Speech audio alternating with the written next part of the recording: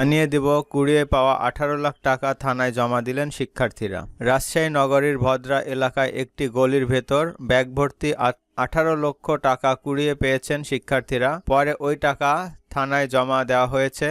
টাকার ব্যাগের সঙ্গে সোনালী রঙের একটি রহস্যজনক ধাতব বস্তু পাওয়া গেছে। এই ধাতব বস্তুটি 18টি ছিদ্র আছে। পুলিশ বলছে এই টাকা কোথা থেকে এলো তা তদন্ত করে পরবর্তী ব্যবস্থা নেওয়া হবে। রবিবার ভোর 5টার দিকে এই টাকা পড়েছিল।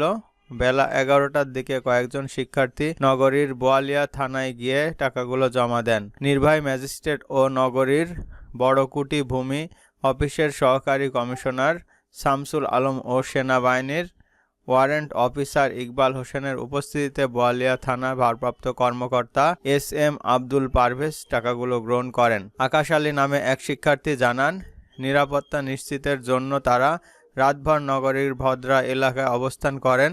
রাতের ডিউটি শেষে তারা ভোরে বাসায় ফিরছিলেন। তখন এলাকার একটি ছাত্রাবাসের সামনে একটি ব্যাগ পড়ে থাকতে দেখেন। ব্যাগটিকে লাথি দিলে তারা দেখেন ভেতরে কিছু আছে। তখন তারা ব্যাগটি খুলে দেখেন ভেতরে 100 টাকার নোটের বান্ডিল 18টি।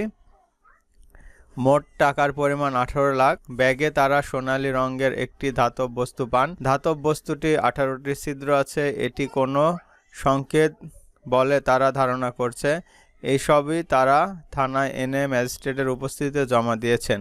বোয়ালিয়া থানার ওসি SM মাসুদ পারভেজ জানান, আদালতের অনুমতি নিয়ে টাকাগুলো এখন রাষ্ট্রীয় কোষাগারে জমা দেওয়া হবে। পাশাপাশি এই টাকার মালিককে, এগুলো অবৈধ টাকা কিনা কিংবা কোনো অপরাধী এ টাকা বহন করার সময় পড়ে গেছে কিনা তা তদন্ত করে দেখা হবে।